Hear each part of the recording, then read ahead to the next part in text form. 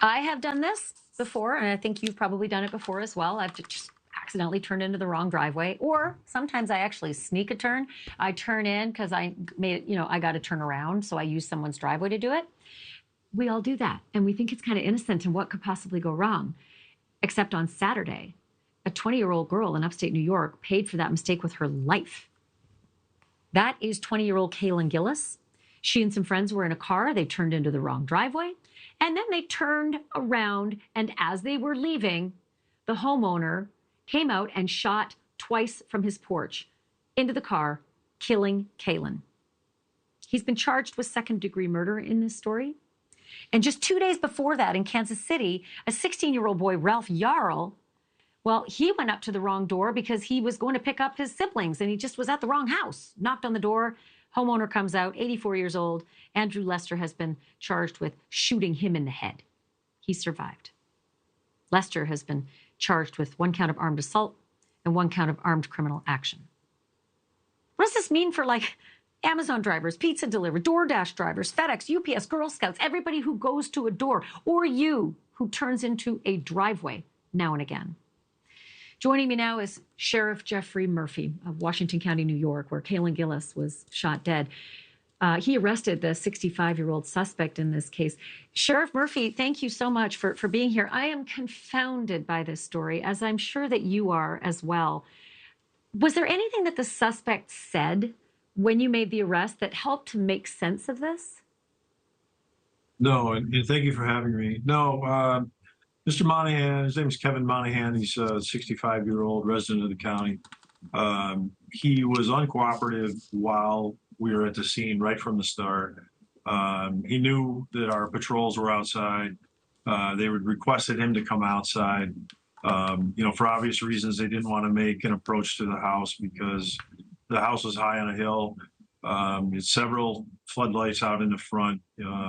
Tactically, it just wasn't a very safe thing for our deputies to do. So from the beginning, they had asked him to come out with his hands up so they could talk to him and effect the arrest.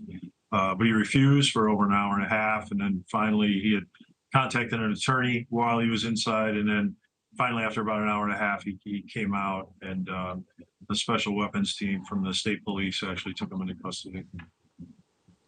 Sheriff, did he say anything? Because, in so many states, there's stand your ground, there's castle doctrine, there are all sorts of things that if you perceive to be under threat, it is actually a defense. And so these first utterances from this suspect would be critical. Did he ever suggest that this poor young woman, Kaylin Gillis, who had just come up the driveway with a couple of friends in the car and another car with friends and a motorcycle, I should add, had come into the driveway and were leaving?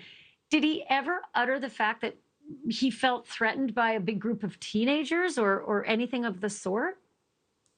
No, it's my understanding that at the scene, he didn't say anything after speaking with his attorney. And I know that when he was booked into our jail, he was emotionless. He didn't speak hardly at all, just answering questions for the bookend. But no, we haven't gotten any word from Mr. Monahan as to what he was thinking or what would have made him make the decision to fire 2 shots in the direction of the vehicle. And I think you hit a key point when you mentioned that the vehicles were leaving. There was 2 cars and a motorcycle. They were very close. They were off only by a couple of houses of the actual residence that they were looking for a friend's house. And when they realized that they were in the wrong house, in the wrong place, they did turn around, and as they were leaving is when Mr. Monahan came out, fired the shots, and that is definitely a key point in this case. I've done it a million times. I've turned into the wrong driveway, or like I said earlier, I've used a driveway to turn around. But this goes beyond that, Sheriff. I wonder, as a man of law, do you now have concerns about what this bodes for, FedEx drivers, UPS drivers, Amazon delivery men, DoorDash delivery men?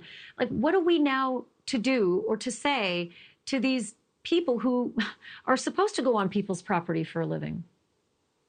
Yeah, I mean, you hope that this is a one-off type situation, that this man overreacted, to say the least. In this case, the occupants of the vehicles were young adults. They never got out of the vehicles. They never rang the doorbell. They never banged on the door. There certainly wasn't any threatening behavior on behalf of the occupants of the vehicles that would have, made Mr. Monahan fear for his safety or his life. Thank you for watching. Go to newsnationnow.com to find NewsNation on your television provider. And don't forget to click the red subscribe button below to get more of NewsNation's fact-driven, unbiased coverage.